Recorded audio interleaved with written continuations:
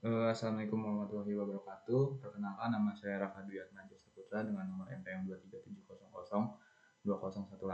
Pada kali ini tuh saya akan melakukan presentasi yang dimana saya akan membahas mengenai tren energi global yang saat ini berkembang, yaitu saya mengambil energi surya dan smart grid serta bagaimana keduanya itu berperan dalam menghadapi krisis energi global yang menyebabkan harga energi itu naik dan turun. Selain itu, saya akan juga menjelaskan tentang peran teknik elektro dan tentunya dampaknya bagi negara Indonesia ini. Jadi, apa sih tren energi masa kini? Jadi, dalam beberapa tahun terakhir, dunia mengalami perubahan besar dalam sektor energi tentunya. Kebutuhan energi listrik terus meningkat. Sementara sumber energi fosil itu bisa dibilang kan udah hampir habis.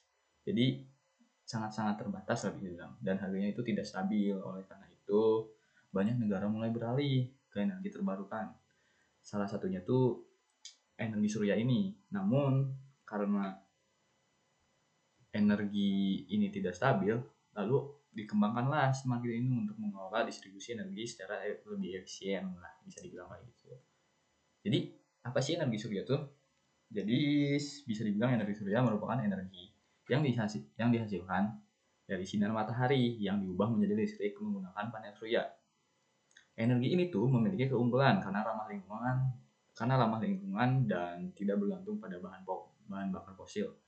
Selain itu, biaya teknologi panel surya ini bisa dibilang relatif murah daripada pembangkit listrik yang lainnya. Namun, energi surya ini tuh memiliki kelemahan utama, yaitu tidak dapat menghasilkan listrik secara terus-menerus karena bergantung pada kondisi cuaca dan waktu, sehingga tidak selalu tersedia saat dibutuhkan. Contohnya tuh saat malam hari itu kan panel suryanya itu tidak mengisi karena tidak ada cahaya matahari.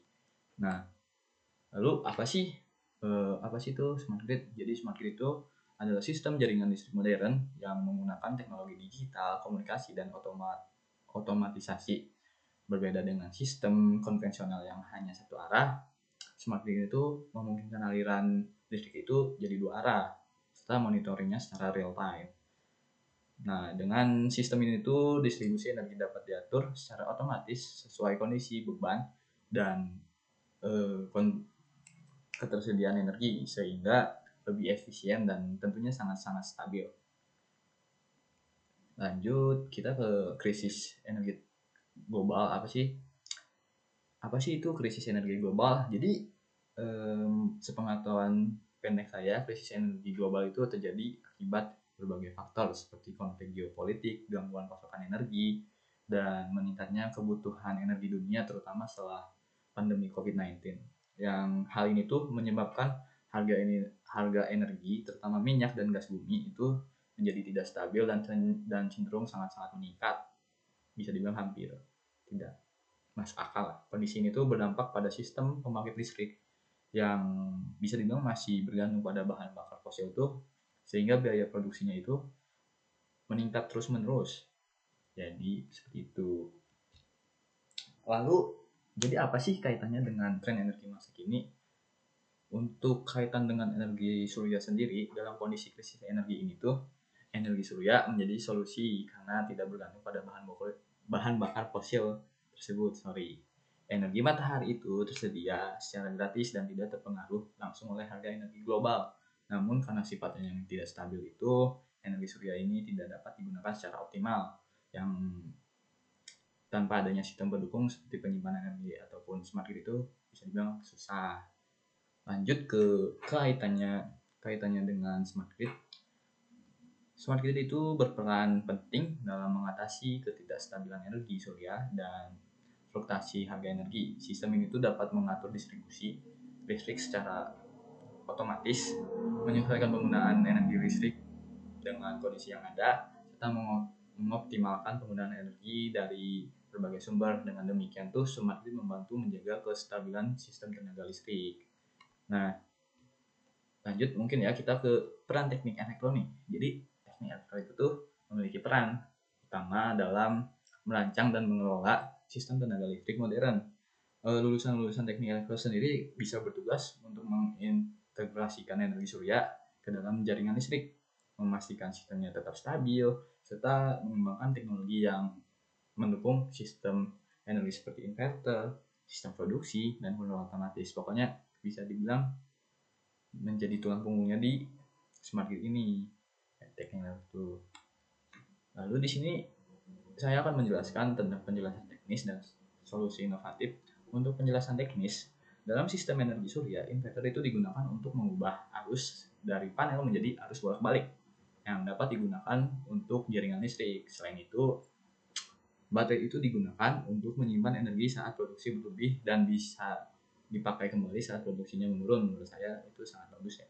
Nah, sistem proteksi berfungsi untuk mendeteksi dan mengatasi gangguan yang biasanya terjadi. Terus ada sistem kontrol cerdas yang mengatur seluruh proses secara otomatis yang memudahkan manusia. Nah, di sini ada solusi inovatif. Menurut saya salah satu solusi yang dapat diterapkan adalah mengembangkan sistem energi terintegrasi yang menggabungkan energi surya, baterai, dan smart grid. Sistem itu memungkinkan penggunaan energi secara lebih efisien dan stabil. Selain itu, penggunaan teknologi seperti kecerdasan buatan itu dapat membantu memprediksi kebutuhan energi dan mengoptimalkan distribusi listrik sendiri. Nah, kita lanjut ke contoh implementasinya tuh. Setahu saya, contoh implementasi dapat dilihat pada penggunaan microgrid berbasis energi surya di daerah yang terpencil. Sistem ini tuh dapat menyediakan listrik secara mandiri tanpa bergantung pada jaringan utama. Di perkotaan, itu ada smart grid dapat digunakan untuk mengatur distribusi listrik secara efisien. Dan sedangkan di industri dapat digunakan sistem otomatis untuk mengontrol konsumsi energi di industri tersebut. Nah, kita lanjut ke dampak bagi Indonesia. Di sini tuh setahu saya Indonesia tuh memiliki potensi besar dalam mengembangkan energi surya karena letaknya di daerah yang tropis yang bisa dibilang itu sangat banyak sinar mataharinya. Dengan sinar matahari sepanjang tahun yang selain itu Indonesia juga memiliki sumber daya nikel yang penting untuk pembuatan baterai. Namun, terdapat tantangan seperti infrastruktur. Untuk infrastruktur yang belum merata, biaya investasi yang sangat tinggi, dan kesiapan sumber daya manusianya sendiri. Oleh karena itu, diperlukan pengembangan teknologi dan kebijakan yang mendukung untuk pengembangan tersebut. Nah, mungkin kita lanjut saja ke akhir, yaitu kesimpulannya.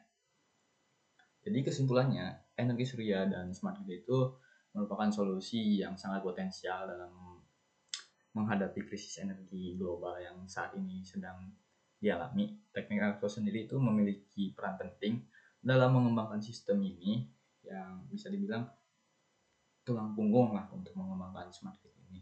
Bagi Indonesia ini, tren ini tuh menjadi peluang besar untuk mencapai kemandirian energi. Namun, juga memerlukan kesiapan dari berbagai aspek yang sangat perlu dipersiapkan untuk kita. Nah, mungkin sekian dari saya untuk penjelasan tentang energi terbarukan. Untuk itu saya ucapkan terima kasih. Mohon maaf bila ada kesalahan tutur kata. Saya tutup. Wassalamualaikum warahmatullahi wabarakatuh.